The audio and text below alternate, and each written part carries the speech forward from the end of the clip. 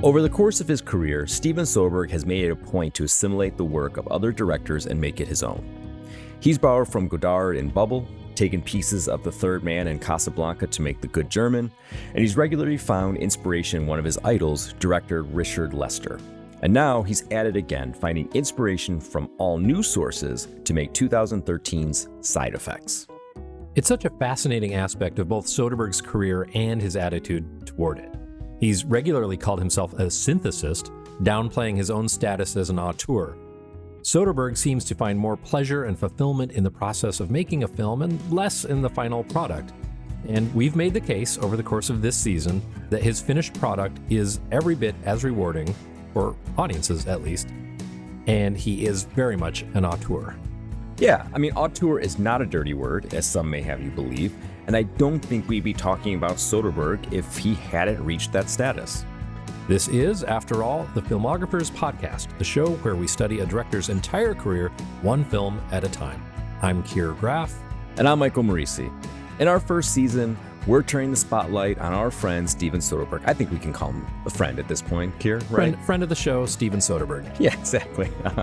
We discuss why each of his films succeeded or failed, always looking at them in the context of the Hollywood landscape at the time they were released. And today, we're looking at Side Effects, his twisty, turny thriller starring Jude Law, Rooney Mara, Channing Tatum, and Catherine Zeta-Jones.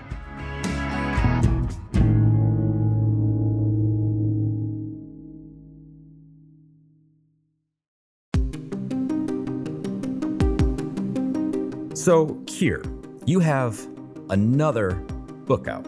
Sort of.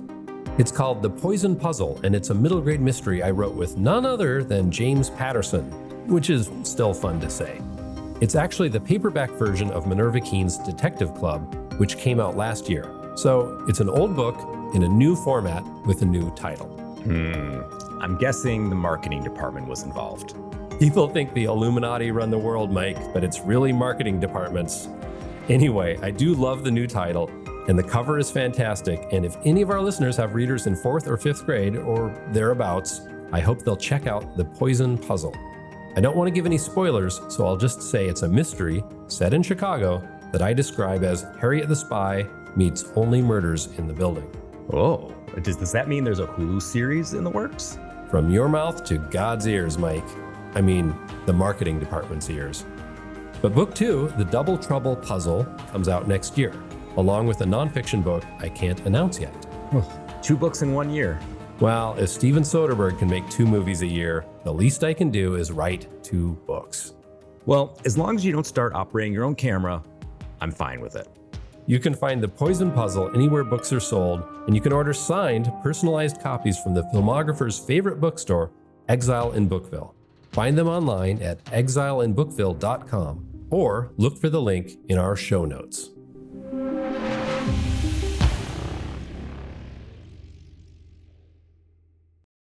By the way, this was supposed to be Soderbergh's final theatrical film before he retired.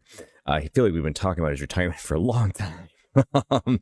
But this was his last theatrical release. He announced he was hanging it up after Behind the Candelabra, which was going straight to HBO. So Side Effects at the time was a theatrical event, you can say. It feels like we've been talking about his retirement since we started talking about the beginning of his career. You know, it's kind of like, when LeBron James was trying to make his announcement, the decision, it feels like, okay, all right already. As you said in the last episode, it's partly that Soderbergh is so thoughtful that he announced his intention a long time before he actually did it, but also because he's so prolific that he made so many films in that period of time before he actually did it. And then, of course, we know in retrospect that his retirement was so short that it just seems kind of farcical at this point to be talking about Steven Soderbergh's retirement.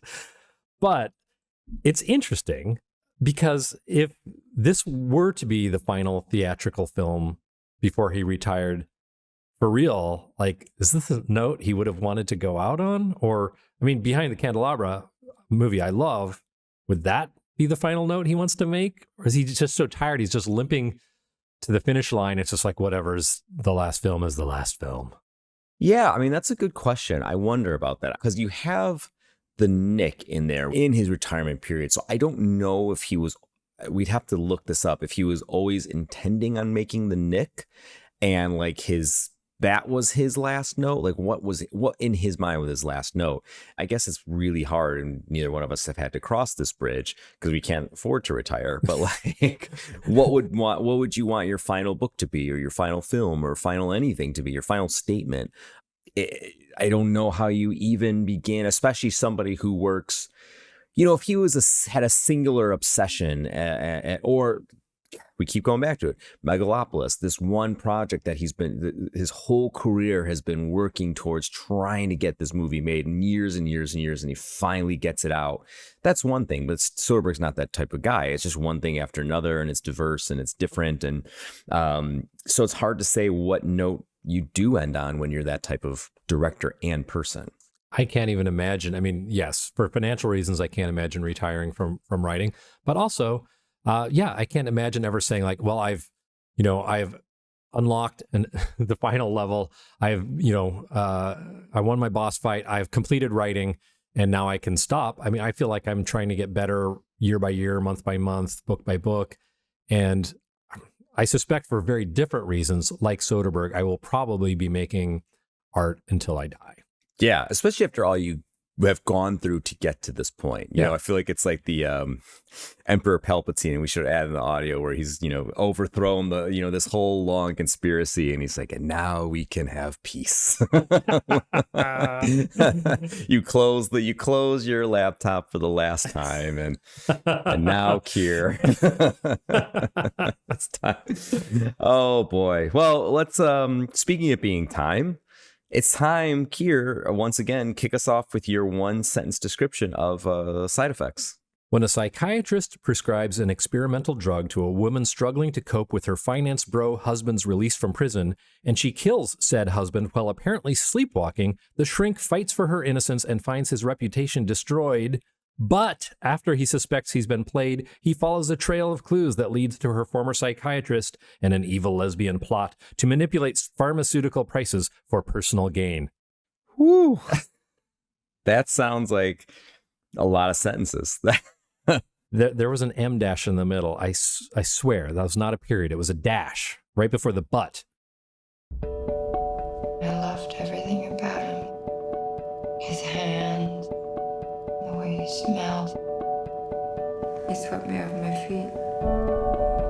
I can get us back to where we were, Em. I promise. I can make that happen. You remember this beautiful lady here? Hi. How have things been going with you? I can finally sleep. I have some energy. We had sex. Whoever makes this drug is going to be rich. 911, what's your emergency? I need help. Someone's been murdered. There's been an incident. What do we do? No sign of forced entry, no sign of struggle. Where's her lawyer? She doesn't have one. Just kept talking about you. I don't understand why this is happening. You know her? Would you have treated her differently if she was a man? That's not what happened. Em, what is going on? I'll put her on a Blixa. I don't think you should be my doctor anymore. I think she requires more observation. Someone gets punished. It's all gonna go away. It's gonna follow you around forever. I had no idea this was going on. Stop! There were millions of dollars! You've been lying to her, and he was lying to me. I would never be here if it weren't for you. I want my life back! You know I'm not crazy. Everyone knows everything.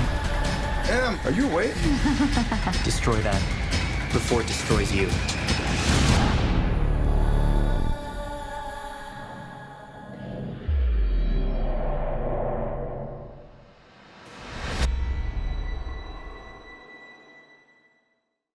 Keir, we've been partners on this show for a while, and we've been friends for even longer. So I think I can be honest with you and just admit right from the start that I really don't like side effects that much. Mike, I'm concerned that your dislike of this movie may be a side effect. Has your therapist changed your dosage of Ablixa? No, the Ablixa has been really consistent. Really, the sleepwalking's going great. You get so much accomplished in my sleep. Yeah, I'm asleep right now. No, look, okay. I wouldn't say that I hate. I don't even dislike it. But it's a rare Soderbergh movie, and I've seen this movie actually multiple times now that I don't connect with. There's a few reasons why, and I think you nail one of them in your description, your very tight description of the plot. Like, there is so much going on in this movie. There's so many plates spinning round and round, and I'm gonna backtrack just a bit. Let's get to basics. Okay, the title itself. Let's start there. The movie is called Side Effects, and it was initially titled The Bitter Pill. And that title, combined with the marketing, which we just heard the trailer, which was a little bit different and painted a very specific movie, it leads you to believe that this movie is an examination of and criticism of the American pharmaceutical industry. But really, and sorry, spoilers, we've said before we give spoilers on the show, it's a big red herring. That's not what this is, and the red herring just doesn't work for me. Like, I just found what is in that movie's place, and I don't know if I would have liked that movie because that movie didn't get made. I couldn't say, but what I found in its place was just kind of uninteresting. Like, there's so many things that they could have done in this space, showing how the pharmaceutical industry influences the culture at large and manipulates so many vulnerable people. That's one thing.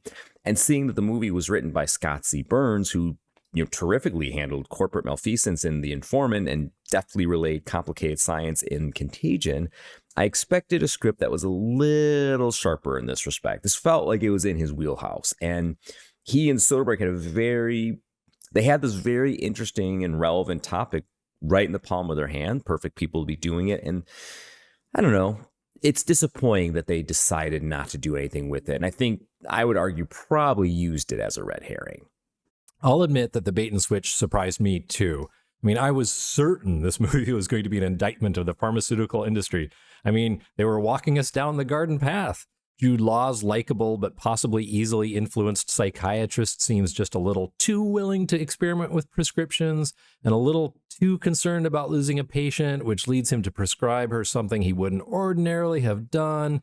It shows us how big pharma pays psychiatrists and others to prescribe their experimental drugs, things like that. So I was rubbing my hands together, ready to watch Burns and Soderbergh deliver a 1-2 punch to big pharma.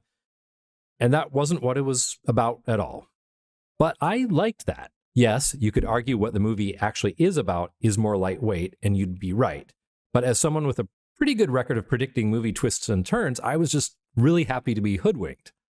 Yeah, and I think, to be honest, from what I understand, you are more in the majority of people who were happy to go down that, it's just a thriller path. Mm-hmm. And I think as a thriller, it's pretty good. Like I said, I don't really dislike it. I don't. And I don't want to, it's hard to judge a movie.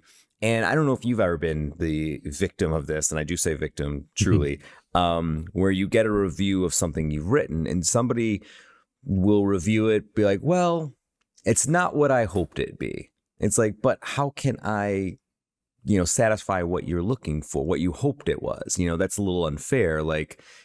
Judge on what it is, not what you think it should be or what it ought to be. It's critical whataboutism, really. And when I was a book reviewer at Booklist for 18 years, one of the mantras that we tried to adhere to, and the better reviewers did, and maybe not everybody did, is review the thing that it's trying to be and not what you wish it would be. And I'm sure we all failed at times because fans of genres want certain things. But yeah, people should review it based on what the filmmaker is attempting to do. Yeah, and I like that. And I think that's the only fair way, going back to St. Roger, he always talked about what are the film's values? What is it aspiring to be, and what are the values that it puts forth in the actual product that it releases? And that's what you have to look at and understand and judge and criticize. So I will be very, taking my foot off the pedal of being, looking at it by what I thought it was. And granted, I think we both agree it was marketed in a certain way that made you think something. Yes. And maybe that was part of the point. But so I'll put all that aside. All that pharmaceutical stuff, put aside, and really, it's not even my main point with the movie. What bugs me is that at its core, what we end up discovering when you watch the movie is that it's a procedural / thriller, somewhere in that wheelhouse. And although Jude Law's investigative procedure doesn't begin until we're like halfway into the movie, it's not really a whodunit, but it's a whydunit. Why did Rooney Mara kill her husband, Channing Tatum? And why? And why, when he's getting stabbed, does Tatum have the most hilarious reaction to a knifing in all of cinema? Are you sleeping again? Stop! Yes, that is Channing Tatum saying, stop, as Rooney Mara sticks a knife in him. I'm going to play devil's advocate here and say he was just surprised his wife was stabbing him. I mean, he can tell, or at least he thinks, she's not doing it in a malicious way. So it could be a terrible line reading, or it could be genius. Stop! What do I really believe? You'll have to give me sodium pentothal to find out. The bigger issue with the scene in my mind is that she has no reason to pretend she's sleepwalking if she's killing the only witness. That is only to fool the audience. Well, two things. One, I'm going to say it was genius because, as we've discussed in our Magic Mike episode, we both love Channing Tatum, and he was right. Whatever he chose to do was the right call. And you're right. I hadn't thought about that, and that's an excellent point. I don't like it when things happen that are purely for the audience. You know, he could just walk into the kitchen. She could just stab him. That's it. Yep. And I will concede that is a weakness. Yeah, I hadn't thought about that. That's a really good point. Putting that Channing Tatum's knifing aside, you have this question driving the back half of the movie. Why does Mara do this? And after a whole lot of, kind of fairly unengaging setup, is you really get to the meat of it, which is Jude Law's plot. And like I said, that starts pretty late. They have a lot of setup to get to the procedure where Jude Law starts to, he plays Rooney Mara's psychiatrist, I think as Keir has already said. And he's trying, after this incident where Rooney Mara becomes a killer, and there's, a lot of questions raised about, was it because of the prescription? Was it because of his care? Was it because of both? The journey starts with him trying to salvage his career. And then it goes down this rabbit hole of like, what was the reason Mara killed her? Is there something else happened? She says she doesn't remember killing her husband, that the drugs are to blame.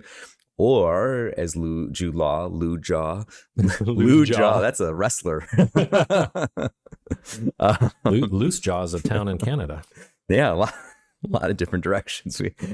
Jude Law is eventually, as he goes down this path, trying to figure out if Rooney Mara is playing a psychological game with everyone. Obviously, she is. You can't end it with like, nope, I was wrong. She is playing a game. But the problem is that I didn't find the game or his investigation of the game that interesting. I agree there's something a little lacking about the why done it. But a wronged man trying to clear his name is a classic motivation, and it didn't bother me in watching. Weirdly, I kept thinking of Jude Law, the conspiracy theorist in Contagion, which shouldn't have any bearing on this movie, but given the movie's proximity to each other, it felt kind of relevant. Like in Contagion, he sees things that aren't there. In this movie, he's vindicated. That's a really great point. That is a really good point, because like it almost feels like Soderbergh is casting him just to follow weird rabbit holes. Right. Yeah, he's the personification of just because you're paranoid, it doesn't mean they're not out to get you. Right. And actually, in both cases, they were kind of out to get him. Yeah, that's true. All right. He deserved it the first time. All right. Well, this is where I'm going to circle us back to Soderbergh's inspirations, and I'll let him kick it off himself in his own words. This was a kind of movie that used to be made a lot. And for some reason, sort of, I don't know if it just got priced out of existence or what, but in the 80s, which I've talked about as being probably the worst decade in American film, with the exception of some great independent filmmakers who were starting to emerge, and these kind of fun thrillers like Fatal Attraction or Jagged Edge that were just kind of great matinee movies. And like I said, they just kind of went away. and I was really excited about the idea of doing an updated version of that. Soderbergh's right about two things, and we've already said this on the show, that first, the 80s sucked. It's the worst movie decade. So let's just lay that foundation now. In fact, let's lay the foundation really thickly and bury 80s cinema beneath it. We could keep a few movies, but that's it. The second thing he's right about is the death of the adult thriller. Movies like Fatal Attraction and Basic Instinct and Jagged Edge and so on. Though those films made a bit more of a comeback in recent years, like there's like Deep Water, the Ben Affleck, Ana de Armas vehicle. There was The Boy Next Door with J-Lo, and most famously, there was Gone Girl, based on the book. And I think we can actually confidently say this, real friend of the show, Gillian Flynn. She contributed to our Soderbergh mixtape episode discussing her favorite Soderbergh movie, The Informant. And that episode also features contributions from John Green, Daniel Krauss, and more. And you can find it in our archives. Dynamite drop-in, Monty. That broadcast school has really paid off. Just replace Monty with Keir. Now, getting back to adult thrillers, Soderbergh is, as always, right on the money in saying those movies used to be popular, they used to get made, and now they don't.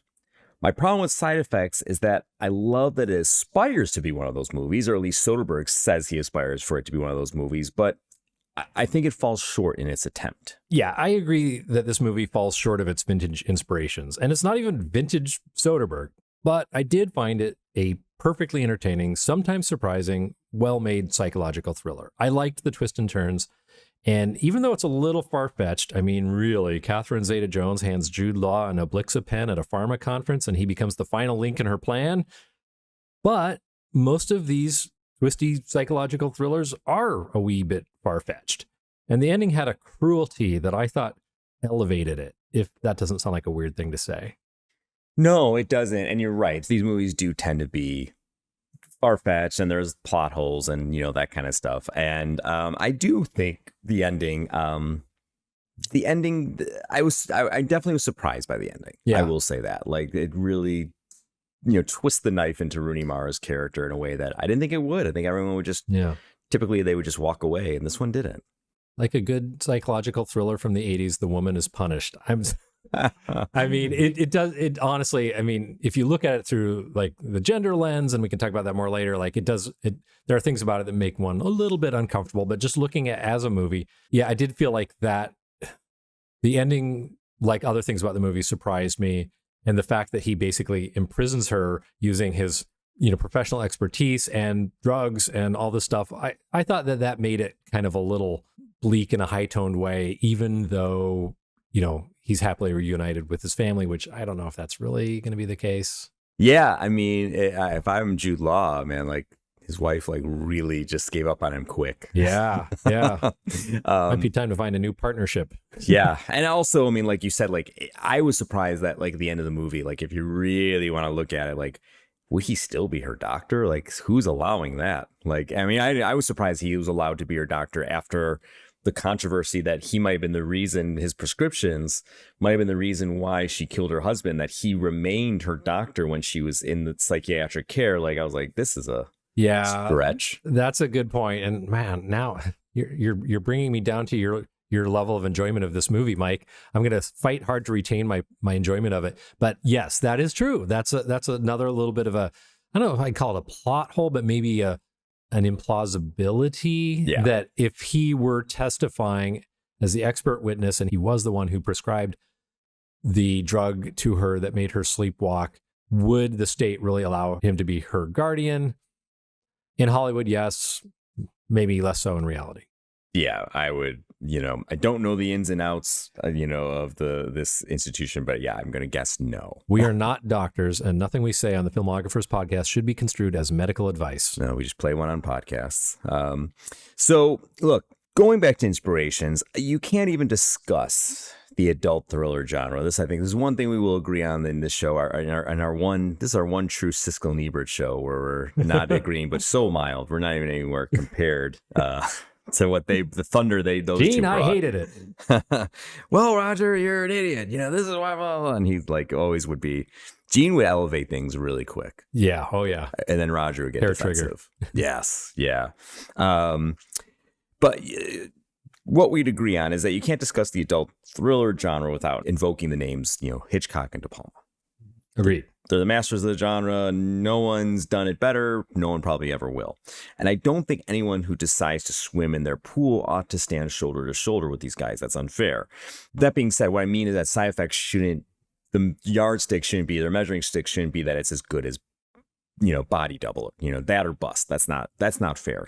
That said, it still fell flat. It doesn't need to be Body Double, but something was still missing. Like maybe it lacked the twisted obsession of Hitchcock or the provocation of, De Palma. It's sort of flirted with both. Like Jude Law starts to get obsessed with Mara's game, but doesn't really take that too far. And there could have been a world where Jude Law wasn't so pure and maybe he did get sexually involved with her or the different patient that they kind of threw out there as a possibility. But neither of those angles are fulfilled either. So it stays pretty safe down the middle, and it's to its own detriment. Like digging deeper, thinking of that's, down the middle-ness, the middle of the roadness, however you want to say it, it lacked the sexiness and sleaze or even goofiness, of those thrillers from the 80s or 90s. And that to me is just, I don't know, it's just another missed opportunity and something that could have filled the hole that I think exists in the center of this movie. Okay, I do like where you're going with this, because even though I did enjoy the movie more than you did, I do agree it would have been much better with a big dose of twisted obsession. But that's not Soderbergh, never has been. I mean, and I don't want to backtrack here, but it's the same thing The Underneath needed, right? Just like more passion, more weirdness, more something, even though I think this is a much better movie than The Underneath. Yeah, no, I mean, I agree. I think Soderbergh would definitely agree as well. It's cleaner. It's more accomplished. There's everything about it. The performances, even though we like people in The Underneath, everything's just cleaner, crisper, better. It's Soderbergh's more experienced. I just wish that, like I said, I feel like there's a hole in the movie. I feel like, and it's almost like the movie is indecisive in a way. And I feel like that's reflected in how long it really takes to get the engine going. Mm-hmm. There's a lot of stuff, setting up. I mean, I know why that stuff in the first 35 to 40 minutes exists, because they're setting the stage. Like you have to have Rooney Mara. I mean, you don't have to. There's different decisions could get made. That's what writing is. But in this case, you had to have Rooney Mara, Channing Tatum was in jail and he's coming out. And how is she going to react? And she's having this breakdown because of his release from prison. And she's been struggling and et cetera. They moved here. They've had this financial fallout, which is another thing they kind of flirt with, was financial.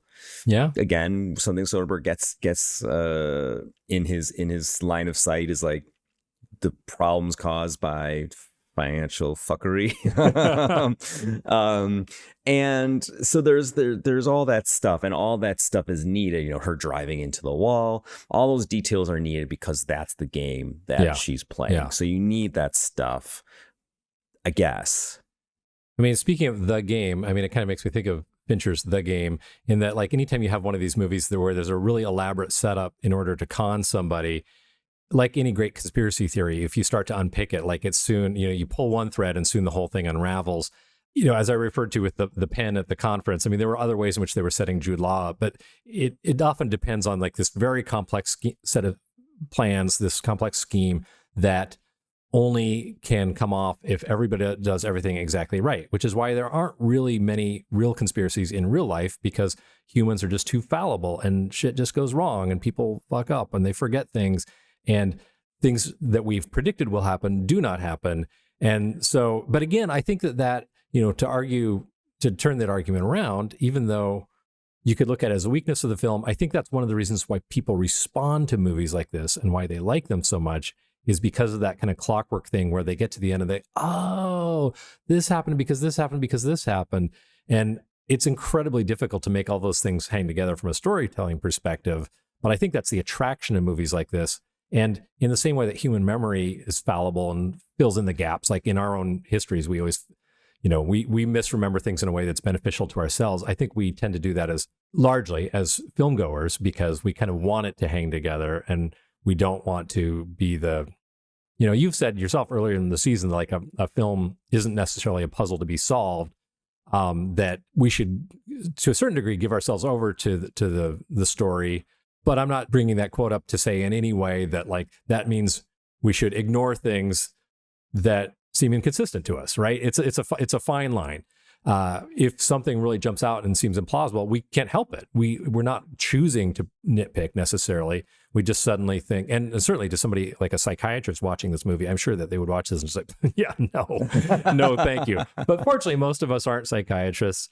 And I feel like I heard Roger's voice in my head. Fortunately, most of us aren't psychiatrists, Gene. And so I enjoyed the movie just fine.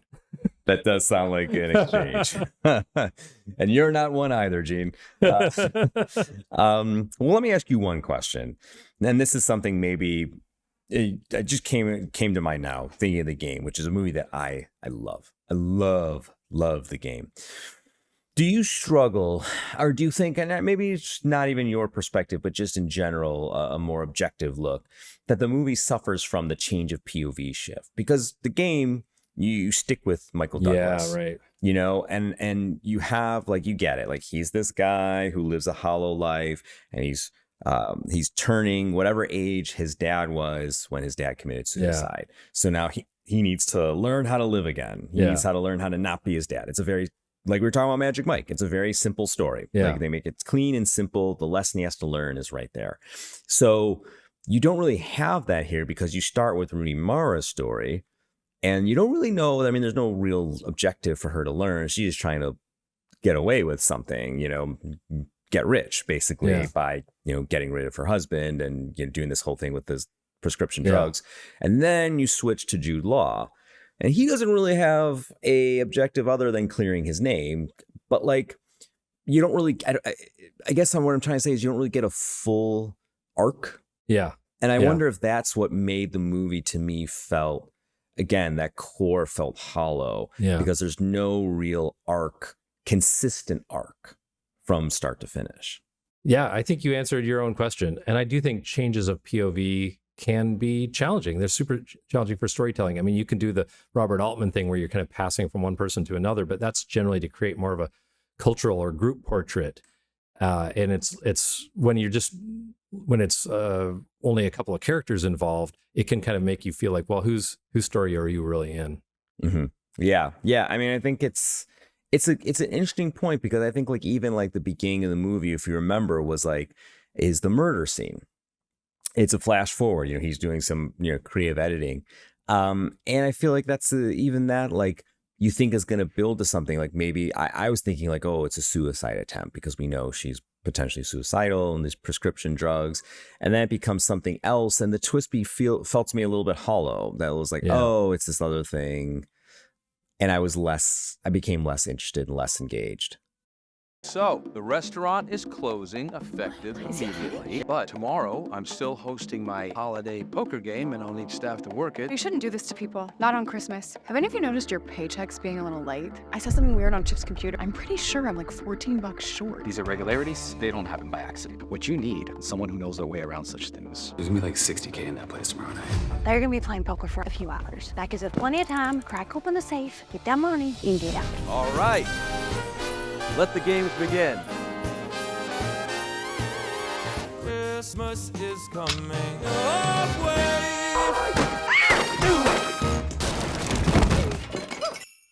I can explain. I had nothing to do with this. Nothing.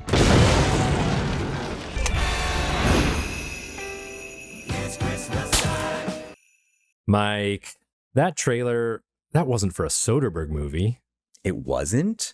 Wait, what? How did that get in there? We really ought to have a talk with Kevin. Mike, come clean.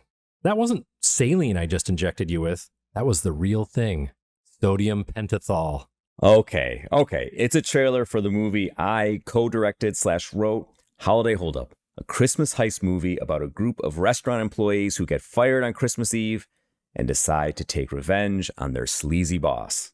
That sounds very Soderberghian. I cannot hide the fact that Soderbergh was a huge influence on this movie. It follows in the footsteps of many of his films, particularly two of my favorites, Ocean's 11 and Logan Lucky. Now, I was lucky enough to get to see Holiday Hold Up early, and I seriously have to say, you did our friend Steven Soderbergh proud. And me too. I'm proud of you, partner.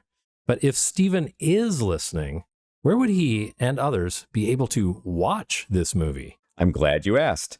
Steven, dear listeners, Holiday Hold Up is currently streaming on Peacock, and it's available on Freevee, Amazon Prime, and it'll be available on more and more streaming services in the weeks to come. So if you're looking to scratch that holiday movie itch or just looking for a fun heist flick, Holiday Hold Up is just a few clicks away. Listeners, if you want proof that Mike isn't just a guy who knows a lot about watching movies, but making them too, put Holiday Hold Up in your queue and rewatch it again every Christmas. Light a fire and we'll toast the night away, because Christmas is coming. Christmas is coming. Christmas is coming away. There's a great interview in IndieWire where Soderbergh discusses the film's twist and how difficult it was for studios to feel confident that they could properly market this movie. And that shows. The trailer plays it up as a sexy throwback thriller, and, for better or worse, it's really not that. But you have to market it as something while also not giving away the entire thing. Although most modern trailers tend to do that anyway. They do. They do. But while the movie isn't as sexy as you think, given the trailer and given what Soderbergh said about it, it does have a sexy element to it in, spoiler alert, the relationship between Mara and Zeta-Jones. So, technically, it does qualify as that type of movie. The adult thriller of the 80s and 90s that, more times than not, feature, for better or worse, we're going to be very cautious about the subject, but for better or worse, feature a scheming woman at its center. Keir, I want to use this as a jumping off point because it is a fun topic to discuss. These movies are fun and they're goofy and they were around all the time, ostensibly in the 90s, and they just went away, you know? But the topic is sexy women and sexy thrillers. Hey, it's a role nearly as old as cinema, dating back to the glorious history of the femme fatale and noir movies from the 30s and 40s. You know, Barbara Stanwyck and Double Indemnity to Jane Greer and Out of the Past. These are some of the best and most iconic roles in the history of cinema. I mean, they're certainly the most memorable and obviously some of the most formative for film nerds who went on to become directors. Yeah, exactly. You're exactly right. And you can say that Glenn Close and Fatal Attraction or Melanie Griffith and Body Double are the evolution of these just amazing roles. These are such great roles. I mean, Barbara Stanwyck in anything is amazing, but like her in Double Indemnity, that role is so great and so perfect and it'll last forever. With that in mind, Keir, what are some of your favorite sexy women and sexy thrillers? It's sexy time on the Filmographers, baby. A very sexy episode of the Filmographers, where we try not to get in trouble with our female listeners. Female listeners. Yeah, all of them. However many. So, well, I know you and I both really share an admiration for a couple of the films of John Dahl. I mean, we both love Red Rock West a ton, and there's no way we could have this discussion without talking about The Last Seduction, one of the greats. Linda Fiorentino in that movie is, I mean, I don't know. It's given that it's an homage to these older films, it's hard to say that it's one of the best, but it is one of the best. And it's a defining role that is such a badass. And one of the great things, because, you know, yeah, the sexual and gender politics of these things get a little tricky because oftentimes the scheming woman is this kind of like hysterical, over emotional person. And this is why we remember these roles, because they're so big and emotional and dramatic. But she's a total badass. She's, you know, in Hollywood terms, she's really the dude, right? Like she's the one who picks up this helpless schlub of a handsome dude who's well hung at this bar. And it's like, yeah, no, we're not having a relationship. I'll see you at 8:00 tomorrow for sex again. And she is rude to everybody. She's tough. She's like kind of off-putting, but wonderful. Like you cannot take your eyes off her. It is a tour de force performance. Yeah, I mean, she is so hot, so amazing. The movie is great. It's unexpected, because you're right. In these, and we'll talk about in just a moment, the other roles and the other performances in movies, and this stands out. I mean, this is more, it's more of a classic noir, I think, than like that sexy thriller. It still definitely falls in the character, but I would definitely stay. I mean, like if we're looking at the iconic movies that have survived, especially movies that have survived, The Last Seduction is top of the list. Yeah. And I know that, like, you know, we're limiting our discussion of these to, you know, 1990s and beyond, but, you know, you look back at, you know, say, you know, like Fatal Attraction or something, which is definitely the kind of, you know, late 80s, right? I mean, late. That was late. I believe so. I think it's 89. Yeah, I think that's out of our purview here, but like that's definitely one that, you know, unforgettable role that makes a lot of women viewers uncomfortable for obvious reasons, because, you know, she's just a psycho, you know, the Glenn Close character. And in some ways, like this is Fiorentino's role in The Last Seduction is such a great evolution, because it really like a strong, memorable woman role where she's not, you know, boiling bunnies on the stove. Yeah, and a lot of those movies, you know, like played with this stuff. Not a lot, some. I mean, I'm thinking of Demi Moore in Disclosure, where it, like you said, like Linda Fiorentino plays the dude, which is funny because that was something that Soderbergh said in Out of Sight, where it like J-Lo and Clooney had like the gender roles kind of reversed in what they did in those films. Good point. But in Disclosure, like she's the boss using her power to over her employee. You know, she would get me too. You know, and it's you know, it's I don't remember how. I think it was successful. I don't quite remember its response at the time. I think this is, you know, mid 90s, 93, 94, something like that. But that was like a saucy movie because it's like, ooh, yeah, the woman's the power player here. So at least it was doing something interesting at some times. And, you know, Last Seduction was not only interesting, but so well made and so well done. It's a fantastic, all-time great movie.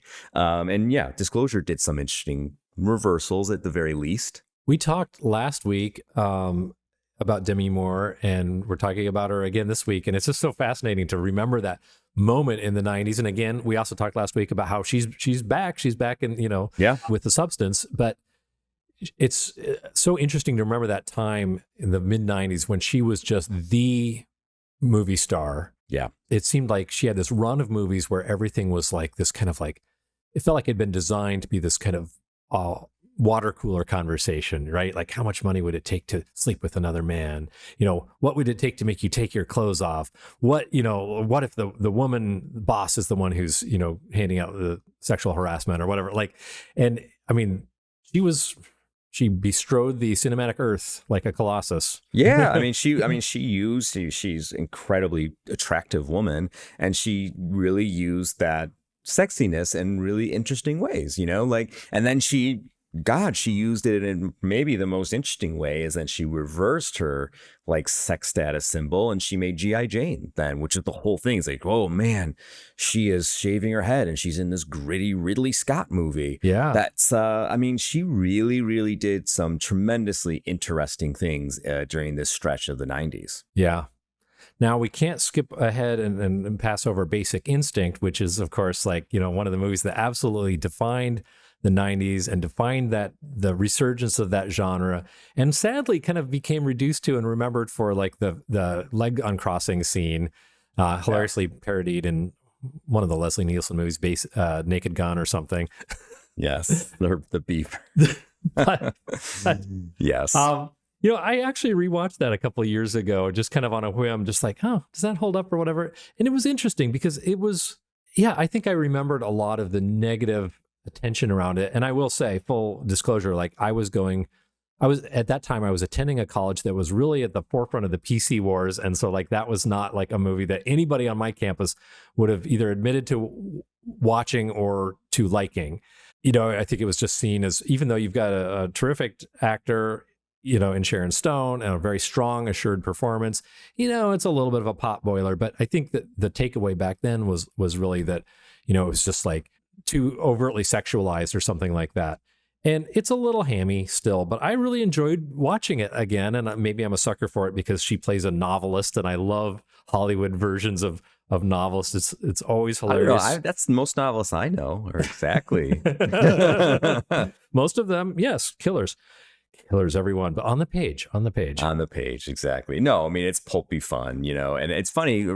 There's some more movies, but it's funny because, like, speaking of role reversals, Michael Douglas in that movie, Michael Douglas was in Disclosure. He was the one that, Demi Moore was using her power against. And he's also doing interesting things because he's kind of the himbo, like in the of this time. And so then when he goes in Disclosure and it's like, oh gosh, no, boss woman, no, don't, like it's just fun. It's fun. They're just messing with not only gender and roles, but also messing with like expectations of like certain performances and what you get from Michael Douglas. And that wasn't expected. A little bit of connection to the movie we're talking about this week because Mr. Catherine Zeta-Jones, Soderbergh went on to work with both of them. Yeah, he did. He got the whole power repeatedly. Couple. Didn't get Demi Moore and Bruce Willis though.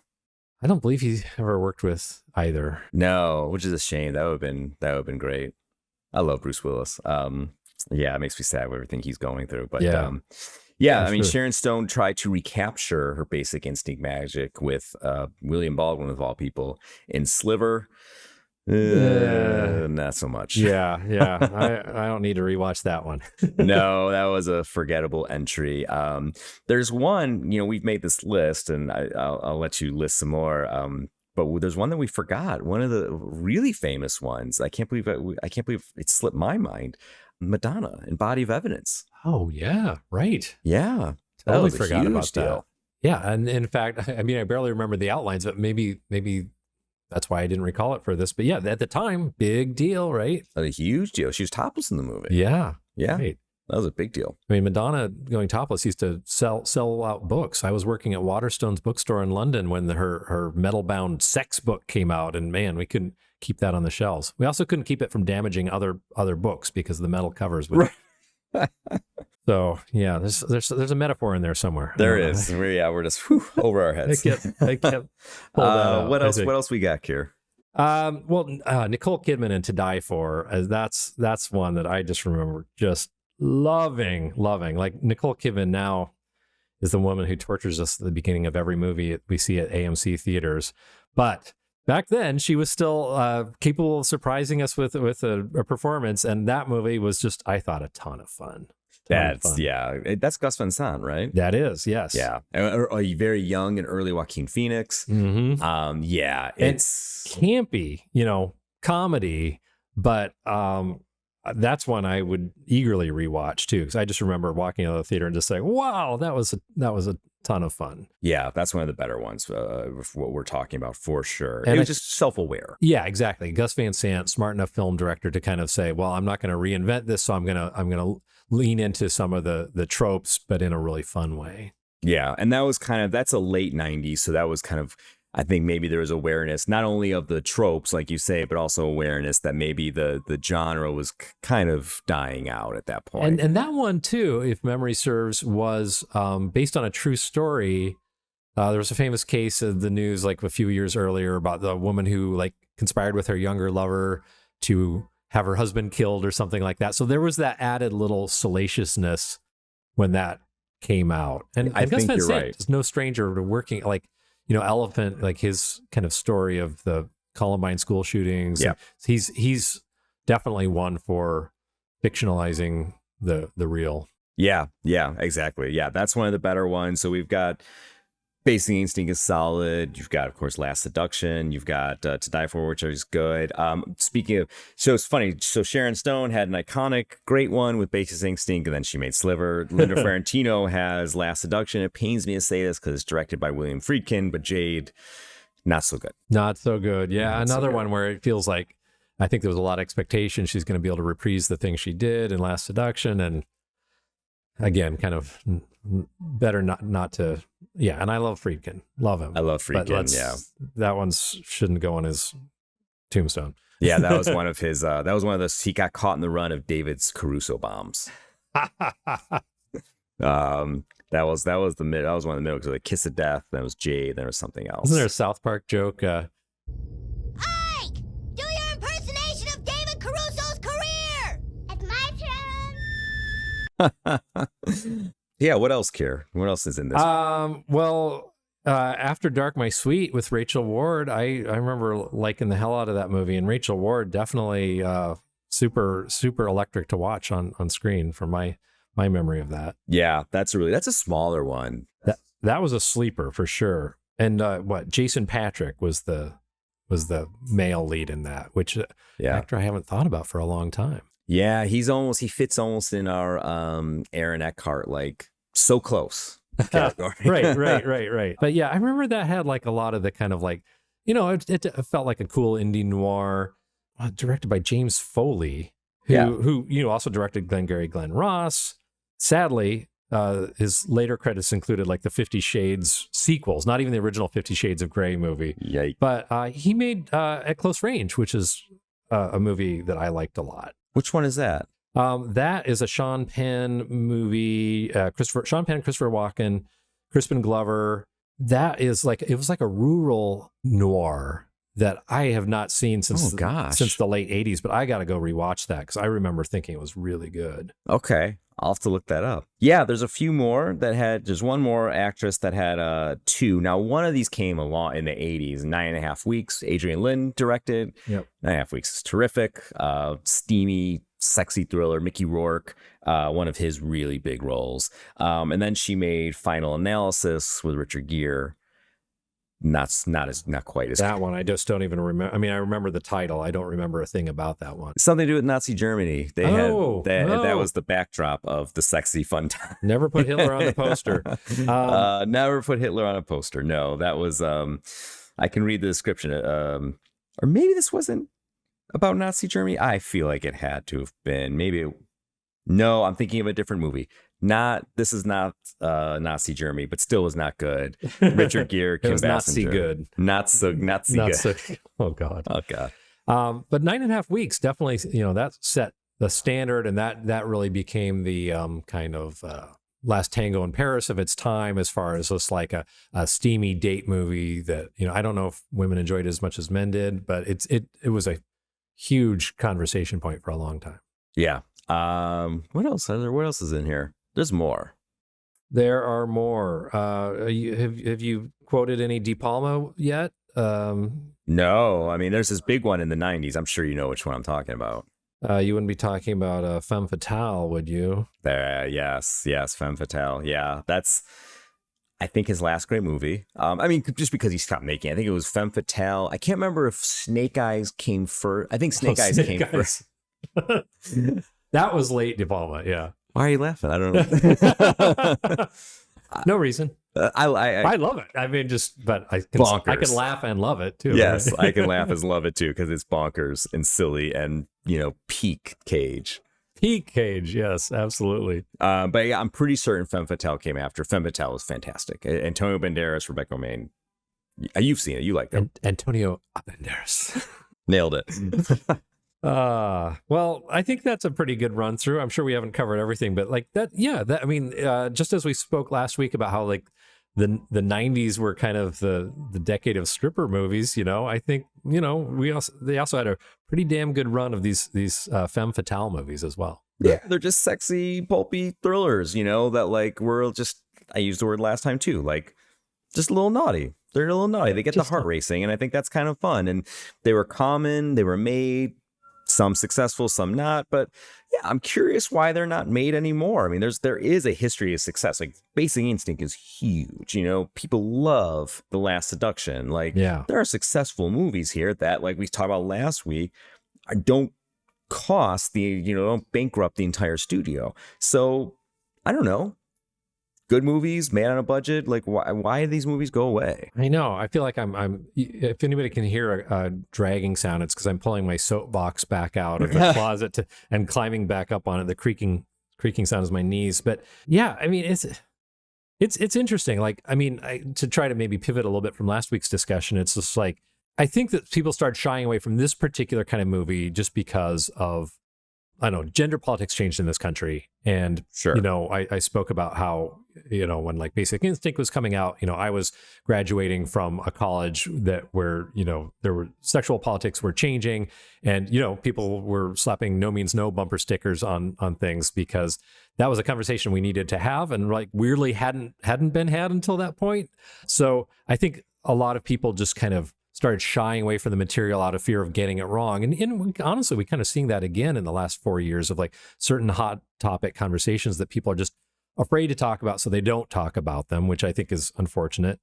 You know, and maybe in some ways it's a good thing that we pivoted away from those movies because, you know, we talked about some of the great examples, but there were a ton of knockoffs that got a little too sexy or sexist. You know, what's wrong with being sexy? Sexist, Nigel. You know, or predictable. And, you know, not enough of them. We came up with some great examples on our list of things that did invert the trope of the overly emotional, borderline unstable woman ruining the life of the stalwart man. But a lot of them didn't. A lot of them did not, no. But hey, you know, everything can be reinvented, you know? And as I was, you know, I'm now fully on my soapbox, as I was going on about last week, I just, for the life of me, do not understand why Hollywood is not interested in trying to bust out some character-driven dramas, whether it's sexy thrillers or no, they can make on the cheap. Yes, some of them will fail, many of them will fail, but you can make like 30 or 40, 50 of them for the price of one Avengers movie. Put some creatives to work, I say. Amen. Preach it, Keir. And to borrow someone else's words, so it's just not me ranting about this, in the GQ article, why don't they make thrillers like Side Effects anymore? Again, cleverly bringing it back to the film we're talking about. Yeah, here we are. Kevin Lincoln writes, quote, "With Side Effects, that results in a few distinct pleasures that feel very hard to come by these days, in the post-adult era of superheroes and special effects dominating the mainstream marketplace. The true achievement of Side Effects is that it's both fun and smart in a way few movies even attempt to be nowadays. Financing having dried up for 90% of projects that aren't explicit Oscar bait, dirt cheap indies, or 9-figure studio tentpoles. We need more movies like Side Effects, not because they're going to change the world or make anyone a ton of money, but because they're the perfect encapsulation of what only a film can do. Take a Gordian knot of a story, set it in a world fraught with the same issues as ours, fill it with talented, beautiful people, like Channing Tatum, make it look like it could hang on the wall of the Met, untangle the whole messy thing, and get it all done in under 2 hours. Side Effects is only 5 years old, but it feels like decades since we've gotten another movie like it." Enough said. It's a great quote. It makes me like the movie, actually. Maybe not like the movie a little bit more, but appreciate it a little bit more. Yeah. I think we both got a little closer to each other's viewpoints on Side Effects. I think we learned something today, Keir. I've already forgotten what it is, but but I think the one thing we can agree on that we both said of those 90s movies, Last Seduction is both our favorite, right? Yes, absolutely. Okay, good. You still a lawyer, Frank? Yeah, still a self-serving bitch. Friend needs advice. I'll set it up for you. Husband and wife do a one-time drug deal. Only the wife decides the new house would be happier without the husband. Richard! She's anxious to start spending. The husband is entitled to half of whatever you buy with that cash. For how long? Well, as long as it takes to finalize the divorce. Called 3 times since he got the paperwork. Something about a loan shark in his thumb. The $100,000 that we borrowed is $150 now, and he wants it. I'll pay off the shark. Give me a divorce, we'll be even. You get anything? She's in cow country. The first seduction was fast. You have your own place? Yes. Do you have indoor plumbing? Yes, I have indoor plumbing, I have electricity, and I have a name. No names. It was easy. You're different than the others, Mike. I feel like maybe I could love you. But the last seduction. What type of list are we trying to make? Cheating husband list. Was murder. This guy in New York. $10 million payoff to the widow if he dies of an unnatural death. She's willing to give us a third. You're talking about murder. You, me, $3 million. The only loser in the whole deal is a wife-beating old bastard. You're crazy. I'm out of here, Mike. You have a way of making a woman feel like a one-way train ticket. I'll do it. I'll kill the bastard. You're up for this, right? If you find her, I'll be glad to separate her from the cash. She's here. She's in New York. Let's go for a little drive. Where does this end with you? What the hell are you doing? Linda Fiorentino, Peter Berg, and Bill Pullman. in a film by John Dahl, The Last Seduction.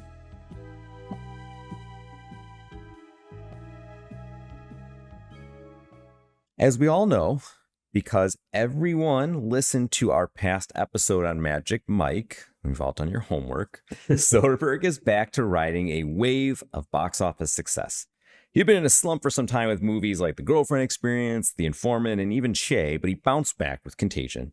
Followed that with Magic Mike, which is huge, and now there's Side Effects, which, as noted earlier, was at the time Soderbergh's final theatrical release. He was retiring, riding off into the celluloid sunset, a sunset that, of course, is never in the middle of the frame. When the horizon's at the bottom, it's interesting. When the horizon's at the top, it's interesting. When the horizon's in the middle, it's boring as shit. Now, good luck to you. And get the fuck out of my office. Keir, how did Soderbergh's final in quotes, theatrical movie perform? It performed pretty well. I wouldn't say it reached event status, but on a reported budget of $30 million, it grossed over $63 million worldwide, so it recouped its budget. There's, of course, marketing costs, but balance that out with a Blu-ray release, digital, and even streaming, because we're now entering into that era. And I think you can safely say Side Effects made some money. So that's 3 in a row for our man Soderbergh. Yeah, and look, Side Effects is an adult thriller, which was, as we've said, a dying breed of movie, even in 2013. It opened third with $9 million in its first weekend, playing against the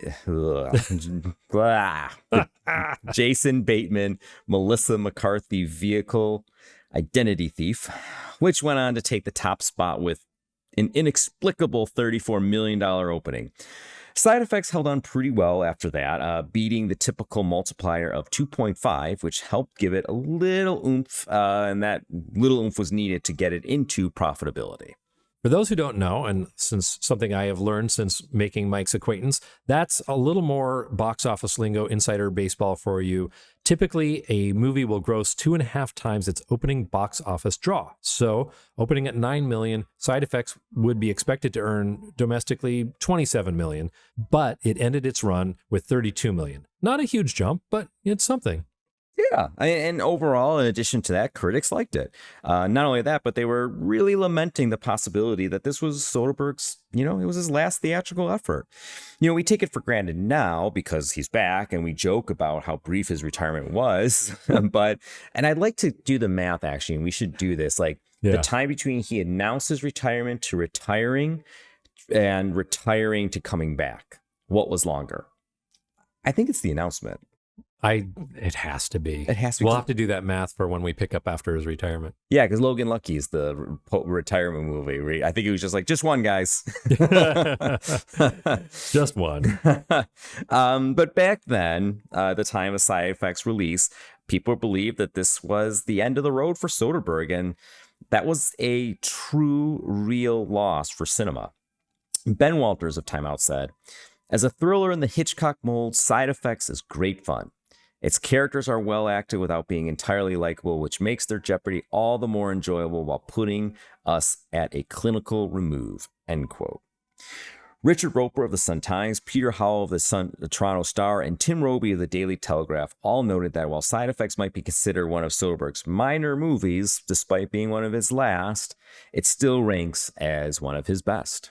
It's fascinating because Soderbergh has so many quote-unquote minor movies, right? In fact, his minor work, looked at through one lens, outweighs his major work, right? I mean, again, we can argue about what's major or minor, but I think we all kind of get the sense of that. We've discussed how Soderbergh has dispelled the one for them, one for me idea that he's doing big movies in order to make his small movies. I mean, he wants to make every movie he has made, big or small. But when you look at his output, the minor, again, putting those words in quotes, still outweigh the major, right? So for every Ocean's 11, you have a Full Frontal and a Good German. For every Contagion, you have a Haywire, Che, and Girlfriend Experience. There's a case to be made that Soderbergh is a purveyor of minor works more than major works. It's just that his major works are so successful and ubiquitous that they cast this long shadow over his smaller efforts. Yeah, and that's something we've been grappling a lot with on this show, trying to determine who Steven Soderbergh is. Is he the director who makes movies like Traffic, or is he the director who makes movies like Schizopolis? And I think confidently we can say this deep into our season that he's both. Yeah, he's the consummate pro. He is in love with the process of making movies. It doesn't matter the scale, just so long as the story intrigues him and he's able to continue to get behind the camera and redefine what that even means. And I love this about him. I know you do too. I mean, he's not a big ego director who wants to make big movies and is obsessed that every detail be perfect. He's not a Kubrick, not a Fincher, not a Cameron. He learns by doing, and he wants to do a lot. The varying scale of his movies and the sheer number of them is a big part of what makes him so interesting. Art is also about problem solving. And it's obvious from the news that we have a bit of a problem with problem solving. And in my experience, the main obstacle to problem solving is an entrenched ideology. The great thing about making a movie or a piece of art is that never comes into play. All the ideas are on the table. Everything is open for discussion. And it turns out, everybody succeeds by sort of submitting to what the thing needs to be. And art, in my view, is a very elegant sort of problem-solving model. Now we finally arrive at the subject of this rant, which is the state of cinema. First of all, is there a difference between cinema and movies? Yeah. If I were on Team America, I'd say, fuck yeah. The simplest way that I can describe it is a movie is something you see, and cinema is something that's made. And it has nothing to do with the capture medium. It doesn't have anything to do with where the screen is, whether it's in your bedroom, your iPad. It doesn't even really have to be a movie. It can be a commercial. It can be something on YouTube. Cinema is a specificity of vision. It's an approach in which everything matters. It's the polar opposite of generic or arbitrary, and the result is as unique as a signature or a fingerprint. And it isn't made by a committee, and it isn't made by a company, and it isn't made by the audience. It means that if this filmmaker didn't do it, it either wouldn't exist at all, or it wouldn't exist in anything like this form. Listeners, if you've enjoyed this episode, remember to subscribe on your platform of choice and help us spread the word. Tell your film-loving friends about us, share our episodes on social media, and be sure to give us a rating or review. Click the like button on our YouTube videos, just anything you can. All those ratings, likes, and that crucial word of mouth helps us reach new listeners, and that's vital for our longevity. We thank you in advance. And thanks, as always, to Kevin Lau, our producer, Gompson, who composed and played our theme music, and Cosmo Graff, who designed our logo. Join us next week on the Filmographers podcast, where we'll discuss another Soderbergh first, a straight-to-cable movie. It might be a first, but he's bringing some old friends along with him for the ride. I can't believe we've gone 2 whole movies without Matt Damon. Channing Tatum is dead. Long live Channing Tatum!